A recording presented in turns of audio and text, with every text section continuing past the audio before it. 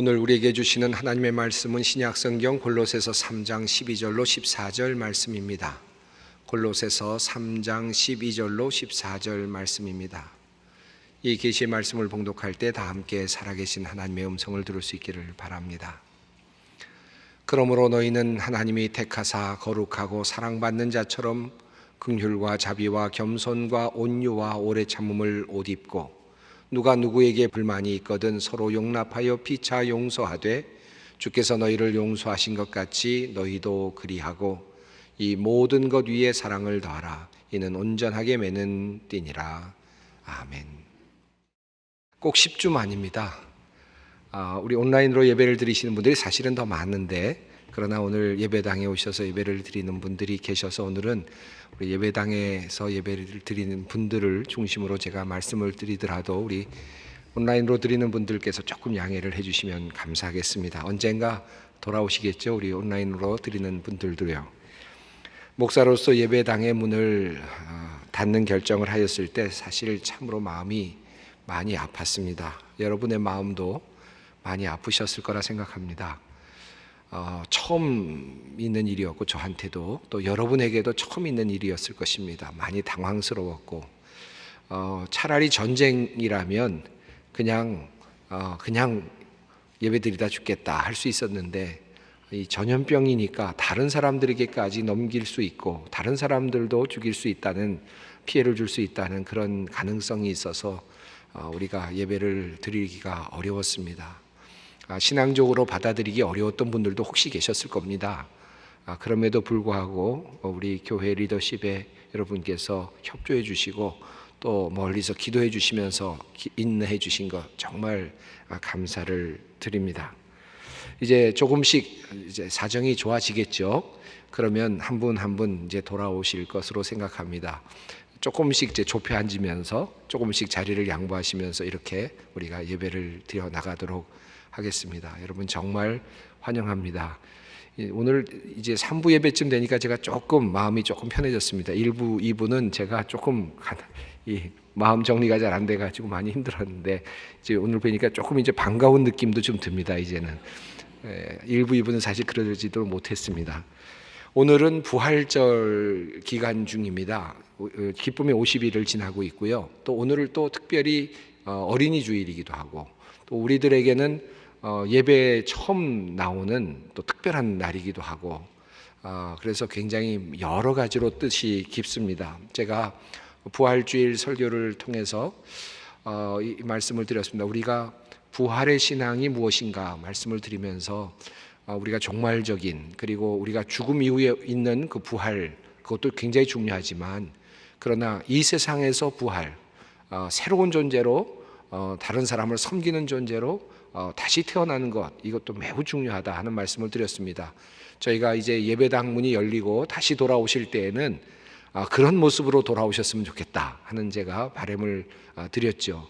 또 그리고 지난주에는 여러분에게 우리가 이렇게 부활의 생명으로 다시 오지만 홀로 존재할 수 없는 존재다라는 말씀을 드리면서 우리가 조금 서로 양보해야 되고 또 깨어져야 되고 또 때로는 정에 쪼이듯이 그렇게 뭔가 변형이 일어나야 되지만 그럼에도 불구하고 우리 주님께서 말씀하신 것처럼 건물로서 연결이 되어야 되고 그리고 몸으로서 서로 영양분을 주고받는 생명체가 되어야 되고 가족으로서 서로 사랑을 하는 공동체가 되어야 되겠다 하는 그런 말씀을 드렸습니다.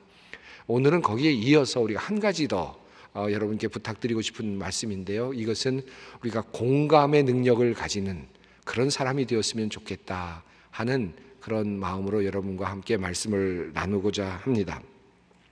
이 공감의 능력, 요즘에 많이 이야기가 되는 이야기여서 여러분 다 알고 계시고 또 잘 이렇게 적응도 하고 계시는 그런 내용이라고 생각이 듭니다. 얼마 전 제가 공감에 대해서 설교를 준비하고 있는 바로 이번 주간에도 공감과 관련된 많은 이야기들이 나왔습니다. 4월 30일 교육부 공식 블로그와 페이스북에 한 그 코너가 있었는데요. 아버지를 위한 자녀 교육 가이드라고 하는 그런 아마 코너가 있었던 것 같습니다. 이곳에 쓰여졌던 내용이 있었는데 얼마 후에 곧 삭제가 되었대요. 근데 그 내용이 뭐냐면 아빠들은 뇌의 구조가 좀 달라서 공감 능력이 떨어진다라고 하는 그런 내용이었답니다. 이것을 아이들에게 가르치는 내용으로 그렇게 소개되었다가 공감을 받지 못하고 바로 내렸다는 것입니다. 근데 이 가정의 달을 맞으면서 아버지들에게 자녀들과의 공감대를 만들기 위해서만 노력하라는 의도로 했는지는 모르겠어요. 그런데 이 내용이 성차별적인 요소가 있다라는 비난도 있었고, 또 이 이론 자체가 너무 오래된 이론이다라는 또 반론도 있고, 또 사람들의 공감도 얻지 못해서 그만 바로 내려졌다라는 그런 기사의 내용이었습니다. 어느 분이 저에게 그 기사의 내용을 알려주시면서 이렇게 이야기를 했습니다. 이 교육부에서 그 내용을 올리신 분이, 남성들은 공감 능력이 없다라고 올리신 분이 아마도 남성이 아니었을까, 이렇게 웃으면서 저에게 이야기를 하셨습니다. 저는 그 이야기를 보고 또 들으면서 이런 생각이 들었습니다. 물론 여러 가지 공감이 되지 않는 부분도 있었고 문제도 있었겠지만, 저는 그 내용이 참 마음에 와 닿았습니다. 남성 여성을 떠나서 부모로서 과연 저는 자녀들과 공감을 이루고 있나 하는 생각을 해보니까 생각보다 쉬운 답을 하기는 어려웠습니다. 그렇다라고 말하기가 쉽지를 않았습니다. 남자의 입장에서 저는 보게 되지만, 남성의 입장에서 보더라도, 저의 경우를 보더라도 내가 과연 자녀들과 공감대를 잘 형성하고 있나, 저는 자신 있게 예라고 대답하기 어렵다는 생각이 들었습니다. 저는 공감한다고 자녀들에게 이야기를 했는데 정작 지나고 나면 공감하고는 멀리 있었던 이야기를 했구나 하는 그런 생각도 들고 후회를 할 때가 사실 참 많았습니다. 오늘 우리가 어린이 주일을 보내고 있습니다마는 여러분들은 어떠십니까? 여러분은 자녀들과 정말 공감을 이루고 계십니까? 그런 분이 계시면 참 좋겠어요. 우리 가정에서 지금 온라인 예배를 드리고 있는 분들도 많이 계실 텐데, 우리 자녀들, 우리 엄마 아빠들 함께 예배를 드리고 계시는데, 우리 부모님들 이렇게 한번 인사를 하면 어떻겠습니까? 미안해, 이제 앞으로 더 잘 이해할게, 이렇게 한번 인사를 하셔도 좋을 것 같습니다. 여러분께 이런 질문을 드려보겠습니다. 내가 만약에 동물로 태어난다면 어떤 동물로 태어날까? 어떤 동물로 태어나고 싶으십니까? 라고 이렇게 질문을 던진다면 여러분은 어떤 동물을 생각하시겠습니까? 각자 마음에 한번 생각해 보시죠. 아마 요즘에 많은 그 교육 자료들이 이렇게 이런 질문을 던지고 대화를 나누는 그런 프로그램들도 있는 것 같고요. 또 심리 상담을 하시는 분들이 또 이런 방식을 통해서 또 상담도 하시는 것 같아요. 아마 이런 질문을 받아보지 못하신 분들은 색다른 질문이니까 여러분 한번 생각해 보셔도 좋겠습니다. 여러분 어떤 동물이 되고 싶으세요? 인터넷에 올라온 한 글이 있었는데 내용을 보니까 이런 것이었습니다. 내가 어느 날 동물이 될 수 있다면 나는 어떤 동물이 될까라는 질문에 대한 어떤 어린아이의 대답이었습니다. 나는 호랑이가 될 것이다. 그래서 아빠를 무섭게 해주고 싶다. 이유가 대단합니다. 내가 동물이 된다면 호랑이가 되어서 아빠를 혼내주고 싶다라는 겁니다. 무섭게 해주고 싶다는 거예요. 아빠는 나를 항상 핫도그라고 부르니까. 그리고 나의 가족을 지키고 싶다. 호랑이는 빠르고 힘이 세니까. 여러분, 이 짧은 문장에서 여러분 이 아이의 마음이 느껴지십니까? 어느 정도 느껴지실 것 같죠? 예. 아빠에게 놀림을 받는 것이 꽤나 싫었던 것 같아요, 이 아이가. 그러니까 너 무슨 동물 되고 싶냐 그랬더니 호랑이가 되고 싶다, 그런 겁니다. 근데 호랑이가 돼서 아빠를 좀 혼내주고 싶다는 거예요. 아빠에게 혼났는지 모르겠습니다. 그런데 아빠는 사실은 이 아이의 이런 마음도 모른 채 늘 아이를 보면서 사랑스럽게 이야기를 한 거죠. 핫도그야, 핫도그야, 이렇게 불렀던 거예요. 자기는 사랑이라고 생각하고 불렀는데 아이는 계속 싫었나 봐요. 그러니까 내가 호랑이가 돼서 아빠를 좀 혼내주고 싶다, 놀라게 하고 싶다, 이렇게 지금 이야기를 하고 있습니다. 이것이 우리들의 모습이 아닌가 싶어요. 우리가 아이와 소통을 한다고 생각을 하는데 그런데 실제로 정말 공감하고 있나? 공감하지 못하는 경우들이 참 많죠. 나는 공감했다고 생각하죠. 소통이 됐다고 생각하는데 실제로는 도리어 소통이 잘 안 되고 있는 그런 경우들이 참 많습니다. 여러분도 그런 경험 많이 하셨을 겁니다. 저도 계속 아까도 말씀드렸습니다마는 아이들과 공감의 능력이 있나 글쎄요, 그렇지 못한 것 같아요. 공감을 한다는 것은 참 귀한 것입니다. 오죽하면 공감 능력이라 그러겠어요? 능력, 힘, 이거 굉장한 그런 칭송이지 않습니까? 소통을 위한 능력이다라는 겁니다. 공감은 능력이다. 이 앞에 드렸던 질문으로 다시 한번 돌아가 보겠습니다. 내가 만약에 동물로 다시 태어난다면 내가 되고 싶은 동물은 무엇인가? 여러분 하나씩 생각해 보셨어요? 여러분 대답을 다 듣고 싶은데 우리 온라인으로 예배를 드리시는 분들은 집에서 한번 예배가 끝난 다음에 아이들에게 한 번씩 물어보시기 바랍니다.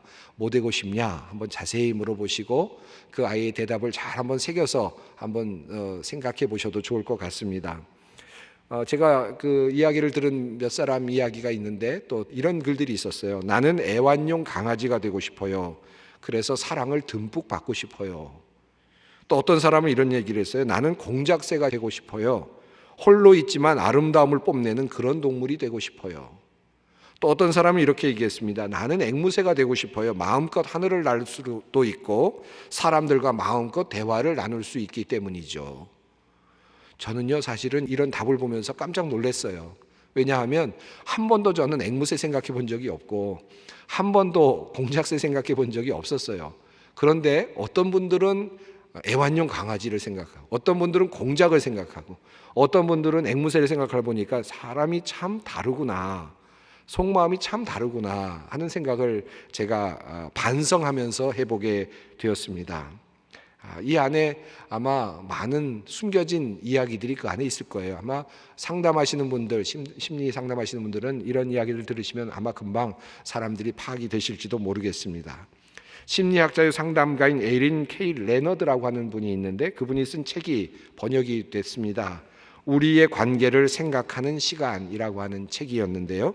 이 책에서 저자는 인간관계가 무너지는 이유를 설명했어요. 근데 그 무너지는 이유의 가장 큰 이유가 바로 공감이 부족하기 때문이다 라고 그렇게 이야기를 했습니다. 공감이 안 되면 관계가 무너진다는 뜻입니다. 이 말을 다시 바꾸면 관계를 세우려면 공감을 해야 된다는 말이고요. 관계를 세우기 위해서는 무조건 공감 안으로 노력을 해야 된다. 공감하기 위해서 노력을 해야 된다라는 뜻이기도 하겠습니다. 공감의 능력이 있는 사람은 상대방의 감정에 섬세하게 접근을 해서 그것을 먼저 느끼려고 한답니다. 그리고 공감의 능력이 있는 사람들은 상대방의 감정을 인정해 준다고 합니다. 그리고 공감의 능력이 있는 사람들은 상대방과 함께 그 문제를 해결해 주려고 노력을 한다고 해요. 이런 사람들이 공감의 능력이 있는 사람들이라고 합니다. 공감의 능력이 있는 사람은 그래서 배려심이 많고 마음에 여유가 있다고 하네요. 그리고 인간을 사랑하고 이타적이라고 합니다. 자존감이 높은 사람들이 대부분 이런 공감 능력을 발휘한다고 그렇게 쓰여져 있습니다. 반대로 공감 능력이 없는 사람들의 특징이 있었는데 자기 자신에게 갇혀서 살고 있는 사람들인데 이기적이고 그리고 타인의 고통을 이해하지 못하고 욕심이 많은 사람들이라고 합니다. 그리고 이런 사람들은 정신적으로도 자존감이 많이 낮다고 그렇게 평가가 되어 있었습니다. 자녀를 때리는 부모, 그리고 부하 직원에게 갑질을 하는 사람, 타인의 실수를 용서하지 않고 비난하는 사람, 욕을 잘하거나 폭력을 행사하는 사람, 이런 사람들 중에 공감 능력이 부족한 사람들이 많다라고 하는 글을 볼 수 있었습니다. 오늘 어린이 주일을 맞이하면서 우리 성도 여러분들께 부탁드리고 싶은 것이 하나 있습니다. 우리 가정 안에서 우리가 공감의 능력을 좀 많이 만들었으면 좋겠다 하는 그런 생각이 듭니다. 가족원들 사이에 얼마나 여러분 공감이 이루어지고 있습니까? 이번 어린이날을 맞이해서 한번 우리 가족들 간의 공감 다시 한번 세워보았으면 좋겠습니다. 어떻게 하면 좋을까 하는 문제는 조금 이따 제가 말씀을 드리겠습니다만 우리 서로 가정의 구성원들이 함께 공감하는 그런 가정으로 한번 만들어야 되겠다. 이참에 우리가 이런 코로나19 바이러스로 가족원들이 함께 모여 있는 이 기회에 우리 서로가 공감하는 시간을 많이 만들어야 되겠다. 그렇게 결단을 하시면 어떨까 하는 생각이 듭니다. 우리 교회도 마찬가지입니다. 우리 한국교회도 마찬가지고 우리 소망교회도 공감의 능력이 있었으면 좋겠다 하는 그런 바람이 있습니다. 총선이 끝난 후에 보수 정당의 실패 원인을 분석한 사설이 실린 것을 보았습니다. 그런데 그 사설의 내용을 보니까 이런 내용이었습니다. 우리 당은 공감 능력이 떨어졌기 때문에 참패했습니다. 국민은 함께 울어주고 넘어지면 손잡아서 일으켜주는 정치를 원하는데 우리 당의 모습은 폼 잡고 의전을 좋아하는 것으로 비춰졌습니다. 라고 하는 그런 반성의 글이 있었습니다. 그리고 이 패배의 원인을 두고 사설 마지막 부분에 이런 이야기가 함께 있었습니다. 총선 패배의 원인을 두고 많은 분석이 나왔지만 이 얘기만큼 고개가 끄덕여지는 말을 들어보지 못했다. 공감을 이루지 못해서 패했다라는 말이 공감이 되었다라는 말입니다. 그런데 이 정치 문제도 그런데요. 사실은 우리 교회 문제도 그렇지 않나 하는 생각이 듭니다. 선거에 패한 정당만큼 사실 우리 교회 현실도 비슷해 보입니다. 여러분 많이 안타깝지 않으셨습니까? 코로나19 때문에 우리가 예배당도 오지 못하고 나름대로 열심히 이렇게 배려를 하고 사회와 함께 호흡하려고 노력을 하는데 실제로 사회는 우리 교회를 그렇게 좋게 보아주지 않는 것 같더라고요. 자꾸 뭔가 이렇게 시비를 걸고 문제를 삼고 때로는 억울하기도 하고 그랬어요. 여러분도 아마 그런 마음이 있으셨을 겁니다. 왜 교회를 갖고 자꾸 이렇게 얘기하나? 우리 예배도 드리지 않고 나름 사회적 거리두기도 하고 있는데 왜 이렇게 자꾸 불만이 많을까 생각이 드는데 또 몇몇 교회를 보면 그러지 못하고 자꾸 예배를 강행하려고 하는 그런 모습들도 있었습니다. 사회와 함께 우리가 공감을 하지 못하는 모습으로 교회의 모습이 비춰진 것은 아니었을까 하는 그런 반성을 하게 되었습니다. 교회 성격상 그럴 수 있는 일들이 참 많죠. 우리 교회는 텍스트를 가지고 있죠. 텍스트, 성경을 가지고 있습니다. 성경을 통해서 우리는 믿음을 가지고 있잖아요. 그리고 이 믿음을 통해서 우리는 또 교리를 갖고 있습니다. 성수주의를 해야 된다라고 하는 우리 교리를 갖고 있고 또 신앙생활의 표준을 갖고 있죠. 우리는 이것을 지키려고 많이 노력하죠. 당연히 신앙인의 당연한 일일 것입니다. 그런데 이렇게 텍스트를 중심으로 우리가 신앙생활을 하려다 보니까 사실은 컨텍스트를 놓치는 경우들이 많았다는 생각이 듭니다. 상황, 우리들이 처한 세상 사람들의 마음 이런 것들을 놓치고 우리는 성수주의를 해야만 돼. 우리는 믿음을 지켜야만 돼.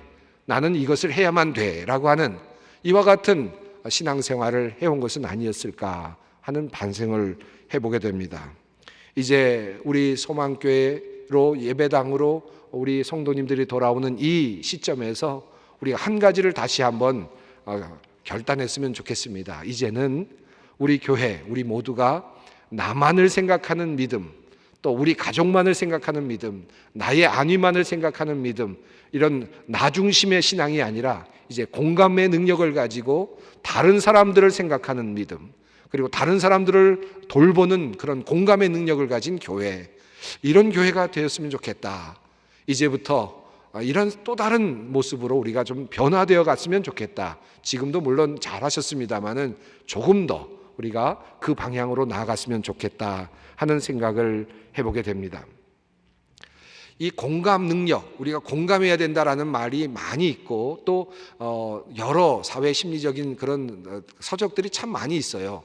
그런데 정말 우리가 공감해야 되는 이유, 그리고 공감이 어떤 의미인지를 정확하게 우리에게 정말 말해줄 수 있는 책들이 있을까 생각을 해보면 그다지 많지는 않은 것 같아요. 어떻게 하라, 당신이 인간관계를 잘 맺기 위해서 공감의 능력을 어떤 스킬을 발휘하라 라는 말들은 많이 있고 하나의 기술로서의 공감에 대한 이야기들은 참 많이 있는 것 같아요. 그런데 정말 공감의 정신이 무엇인지, 그리고 공감의 그 정신과 더불어서 진정한 의미 있는 그 방법은 어떤 것인지를 이야기하는 책들은 많지 않은 것 같습니다. 물론 결론은 비슷할지라도 사실은 이 모든 내용들의 중심에는 성경이 저는 있다고 생각을 합니다.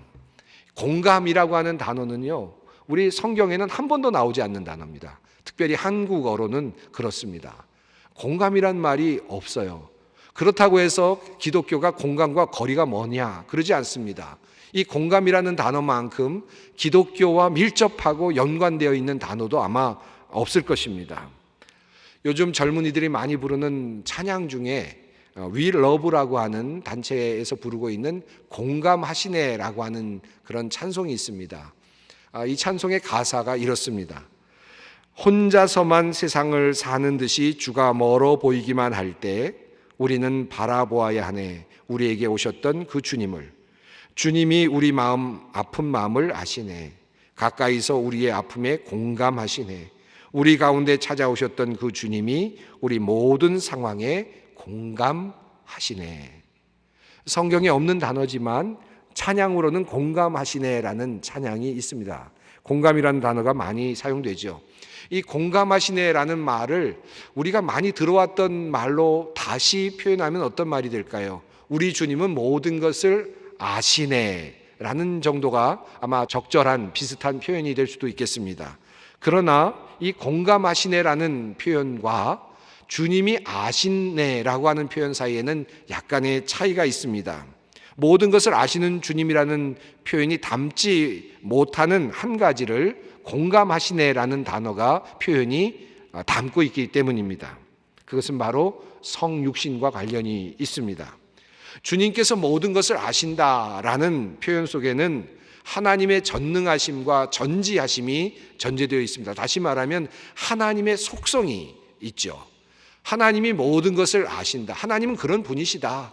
하나님은 그런 속성을 가지고 계신 분이시다. 이렇게 우리는 고백하죠.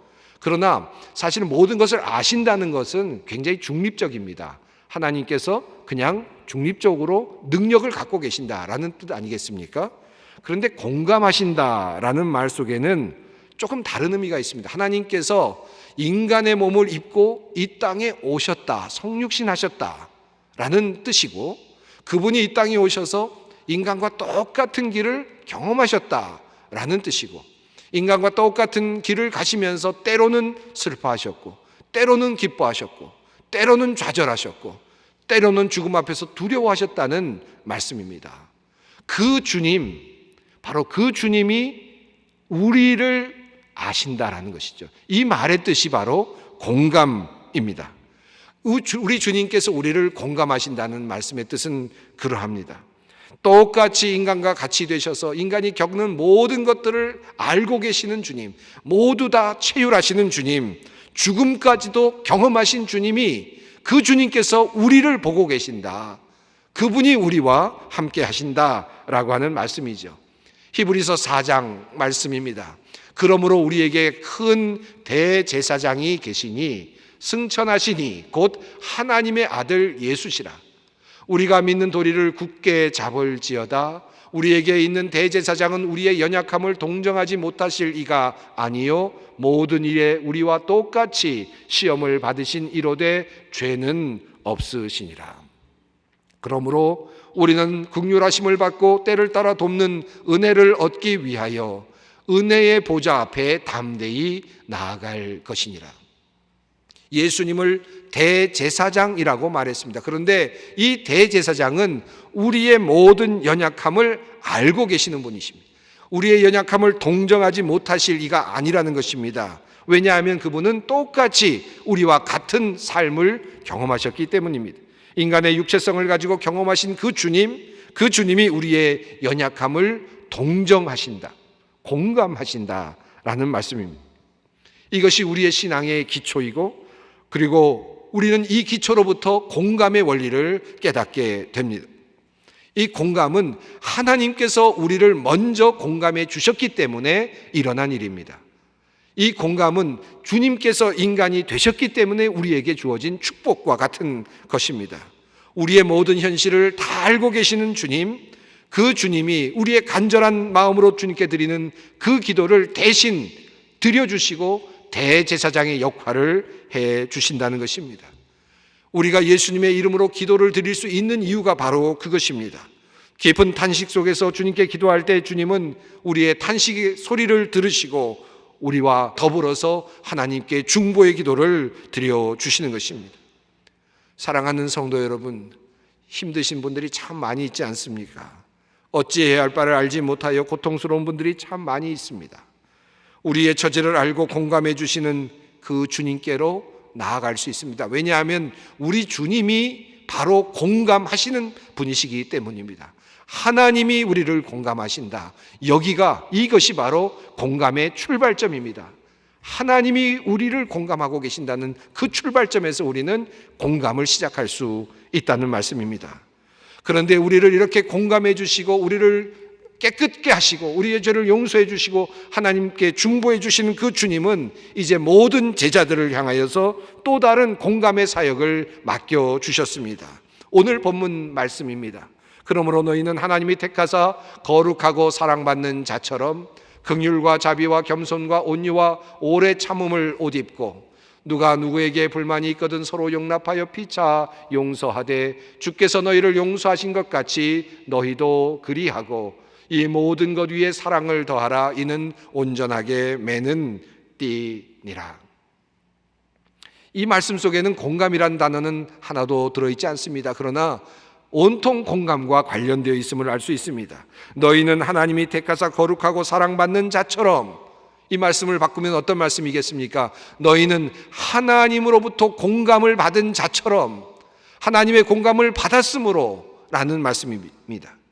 그러므로 긍휼과 자비와 겸손과 온유와 오래 참음과 그리고 용납과 사랑을 더하라. 이 모든 단어들은 바로 공감의 언어들입니다. 공감의 삶을 살라는 하나님의 명령인 것입니다. 자, 그렇다면 우리가 이 공감을 이루는 방법은 무엇일까요? 사실은 많은 심리학 서적들이 또는 여러 우리 인문학 서적들이 바로 이 사실들을 공감을 이루는 방법들에 대해서 이야기를 참 많이 합니다. 그런데 이 공감을 이루는 방법이 사실은 성경으로부터 나왔다는 사실을 우리는 확인할 수 있습니다. 빌립보서 2장 말씀입니다. 각각 자기의 일을 돌볼 뿐더러 또한 각각 다른 사람들의 일을 돌보아 나의 기쁨을 충만하게 하라. 너희 안에 이 마음을 품으라. 곧 그리스도 예수의 마음이니 그는 근본 하나님의 본체시나 하나님과 동등됨을 취할 것으로 여기지 아니하시고 오히려 자기를 비워 종의 형체를 가지사 사람들과 같이 되셨고 사람의 모양으로 나타나사 자기를 낮추시고 죽기까지 복종하셨으니 곧 십자가에 죽으심이라. 이것이 바로 우리가 공감을 할 수 있는 공감의 방법입니다. 우리 주님께서 우리와 공감하시기 위하여 어떤 방법을 택하셨는지를 유의해 본다면 우리는 다른 이들과 어떻게 공감을 이룰 수 있는지를 알 수 있습니다. 우리 예수님께서는 자기 자신을 비우셨습니다. 자기 자신을 낮추셨습니다. 그것이 바로 예수님의 성육신이었고 그것이 공감을 이루는 방법이었습니다. 우리가 만약 다른 이들과 공감을 나누기를 원한다면, 자녀들과 공감을 이루기를 원한다면, 다른 사람들과 공감을 이루기를 원한다면 우리는 주님의 방법을 택할 수밖에 없습니다. 자기 자신을 비우고 자신을 낮추고 상대방의 처지가 되는 것입니다. 그의 마음으로 들어가는 것입니다. 상대방 자체가 되는 것입니다. 상대방의 입장에서 생각하고 아파하고 상대방의 처지에서 함께 고민하고 함께 해결책을 모색하는 것이죠. 이와 같은 방법은 사실은 세상의 지식들이 우리들에게 권면합니다. 그런데 이것이 왜 의미가 있는지, 왜 이것이 귀한 방법인지에 대해서는 설명하지 않습니다. 그러나 성경은 우리들에게 알려줍니다. 이것이 진정한 공감을 이루신 예수님이 우리에게 보여주신 방식이다라는 사실을 우리에게 알려주고 있습니다. 공감의 능력을 키우는 방법은 타인의 자리로 들어가는 것입니다. 그와 함께 걷는 것이고 그의 사람의 눈으로 보고 그의 사람의 귀로 듣고 그의 심장으로 함께 그것을 느끼는 것입니다. 이것이 바로 공감입니다. 사랑하는 소망의 성도 여러분, 어린이 주일을 맞이하면서 여러분의 가정에 이와 같은 공감이 있기를 바랍니다. 그러려면 여러분 스스로가 자기 자신을 비우고 상대방의 자리로 내려갈 수 있어야만 하겠습니다. 지금까지 나 중심의 신앙생활을 우리가 하였다면 이제는 다른 사람들의 마음을 품에 안는 그런 공감의 삶을 신앙생활을 했으면 좋겠습니다. 어려운 이웃들의 마음과 하나가 되는 것, 장애인들과 공감하는 것, 그들의 부모와 가족들과 공감을 이루는 것, 병을 앓고 있는 이들과 공감을 이루는 것, 그의 가족들과 공감을 이루는 것, 이렇게 공감의 능력으로 다른 이들을 돌아보는 신앙으로 우리가 성장했으면 좋겠습니다. 주님께서 이미 보여주신 그 방식을 따라 공감을 이루어 보십시다. 그래서 우리 가정이 더욱더 행복해지고 우리 교회가, 우리 사회가 더욱더 행복해질 수 있기를 바랍니다. 이 시작을 오늘부터 우리가 했으면 좋겠습니다. 우리 주님께서 도우실 것입니다. 함께 기도하겠습니다. 거룩하신 하나님, 우리에게 예수님을 보내어 주셔서 감사합니다. 우리와 같은 육신을 입으시고 우리와 같은 삶을 사시면서 우리를 공감해 주신 하나님, 우리에게도 공감의 능력을 주셔서 세상과 공감으로 소통하며 주님을 전하게 하시고, 교인 간의 공감으로 소통하며 하나님 하나됨을 이루어가게 하시고, 그리고 가족 간의 공감으로 소통하며 따뜻한 가정을 이루게 하여 주시옵소서. 예수님의 이름으로 기도드리옵나이다. 아멘.